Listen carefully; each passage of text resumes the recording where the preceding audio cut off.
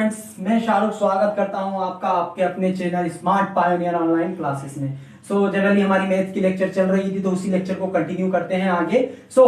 Continue करने से पहले अगर आपने हमारे चैनल को सब्सक्राइब नहीं किया है तो सब्सक्राइब कर लीजिए और बेल आइकन को दबाना मत भूलिएगा। तो जनरली मैथ में हमारी क्लास चल रही थी तो 3 क्लास हम सिंप्लीफिकेशन को कवर कर चुके थे।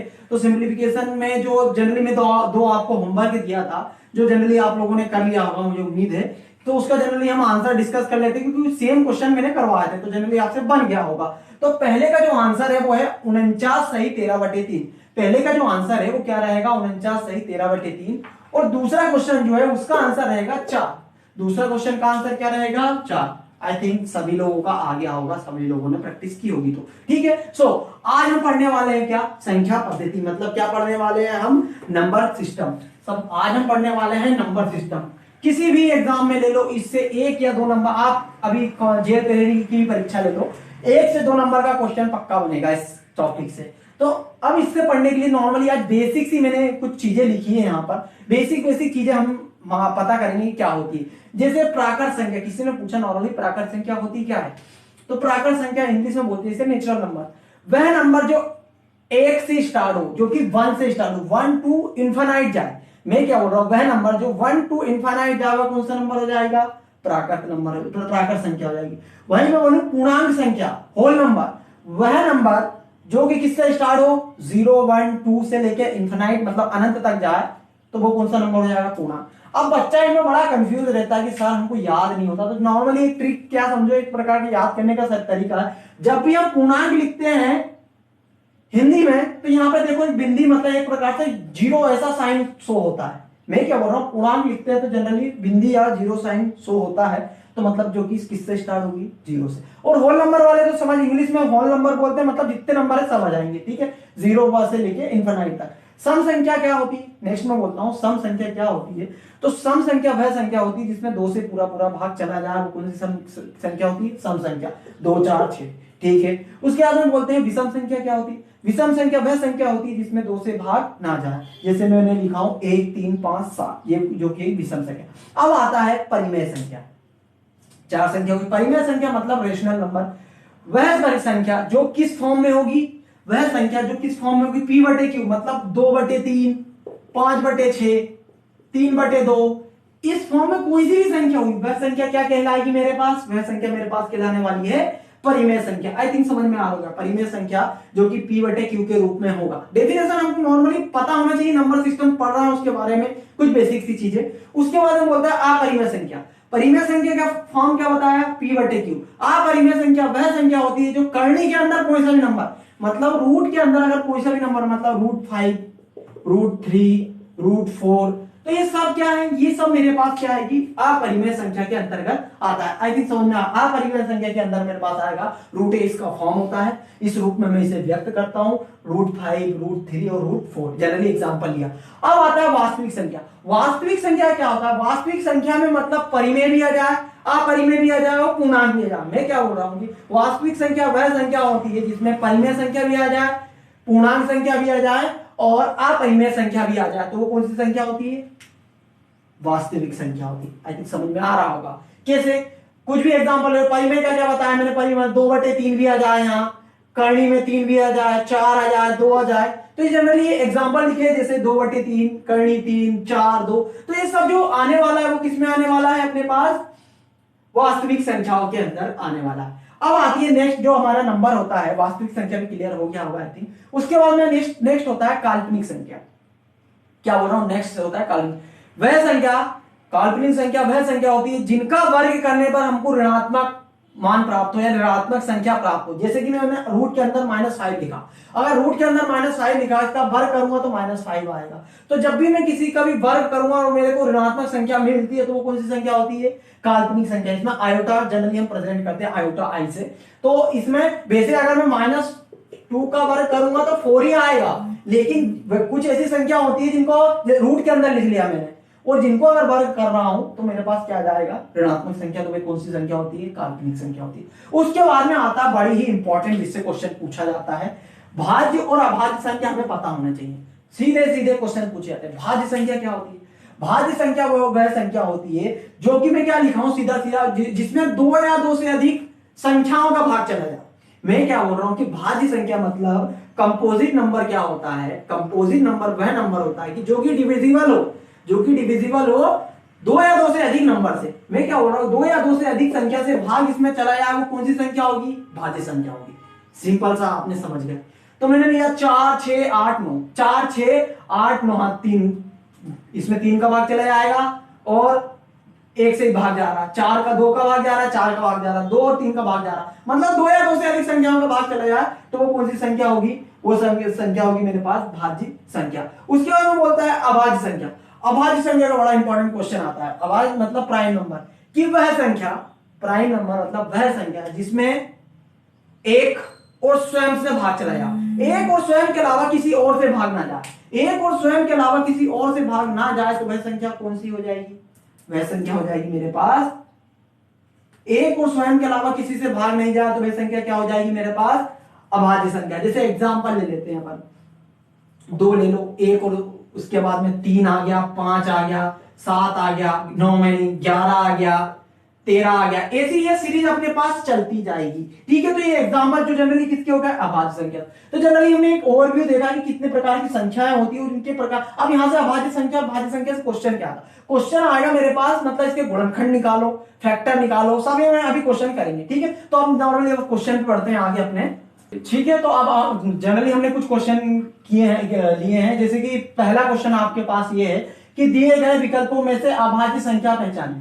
अब अभाज्य संख्या पहचाना, ये क्वेश्चन आ गया आपके पास, मान लो सिंपल सा एक लॉजिक, मतलब बेसिक सा क्वेश्चन है। तो हमको जब तक अभाज्य संख्या के बारे में पता नहीं होगा तब तक हम ये क्वेश्चन नहीं कर पाएंगे। अभाज्य संख्या वह संख्या होती है जिसमें खुद का भाग चला जाए, खुद से भाग चले जाए और एक से भाग जा सके, तो वह संख्या कौन सी होती है, अभाज्य संख्या। तो मैं नॉर्मली देखता हूँ 900, पहला ऑप्शन देखता हूँ, पहला ऑप्शन छोड़ो, दूसरा ऑप्शन देखेंगे। 900 में किससे, 2 से भाग जा रहा है सबसे, 6, इसमें 2 से चला जाएगा, 3 से चला जाएगा, इसमें नॉर्मली 2 से चला जाएगा और खुद से भी। तो ये तीनों तो क्रॉस होगा, मतलब ये तीनों तो आंसर आएंगे नहीं। तो फिर आंसर क्या है, आंसर सिंपल सा है 977, मतलब 977 वह संख्या है जिसमें 977 कहीं भाग जाएगा और या तो एक का भाग जाएगा। तो सिंपल सा आंसर क्या रहेगा, 977।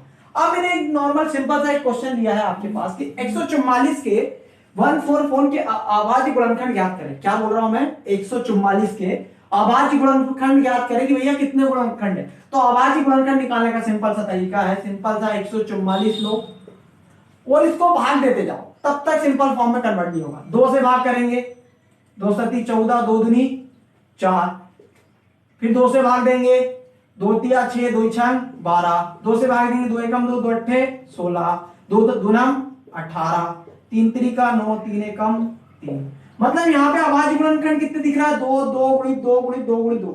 अब देखो इसी क्वेश्चन को ले रहा हूं मैं यहाँ पर कि 144 के अभाज्य गुणनखंड कितने होंगे। मैंने नॉर्मली इसके मैंने सिंपल से इसको छोटे फॉर्म में कन्वर्ट कर लिया, 144 के गुणनखंड कर लिए। तो यहाँ मेरे को देखने को मिल रहा है 2 गुणित 2 गुणित 2 गुणित 2, ठीक है, गुणित 3 गुणित 3। ये मैंने निकाल लिया कि 144 के अभाज्य गुणनखंड कितने होंगे।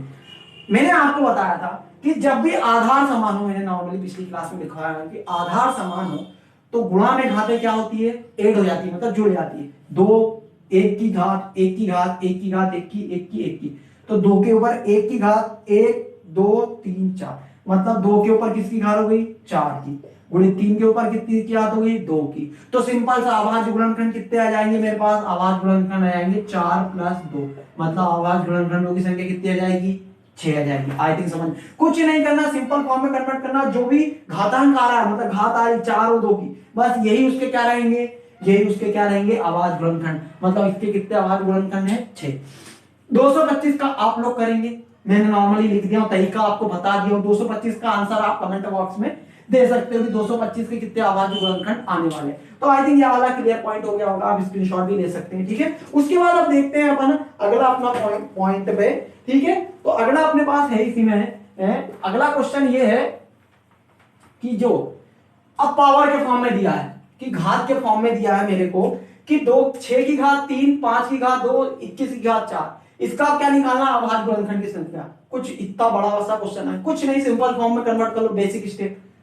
6 को लिख दिया 2 गुणित 3 की घात 3, ठीक है। उसके बाद 5 को लिख दिया मैंने 5 का स्क्वायर ही रहने दिया बराबर, इसको लिख दिया गुणित में ही है 3 गुणित 7 के ऊपर 4 की घात लिख दिया।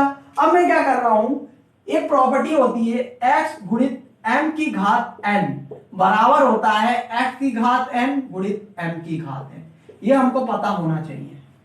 मतलब अगर इन दोनों के ऊपर संपूर्ण घात है तो मैं इसके ऊपर गुणा में से, गुणा में याद रखना बीच में मल्टीप्लीकेशन है, तो मैं क्या करता हूं इसके ऊपर भी कोई घात लगा सकता हूं और इसके ऊपर भी वही घात लगा सकता हूं। तो यहां से क्या आ जाएगा मेरे पास सिंपल सा 2 की घात 3 गुणित 3 की घात 3, इसी प्रकार से 5 की घात 2 गुणित 3 की घात 4 गुणित 7 की घात 4।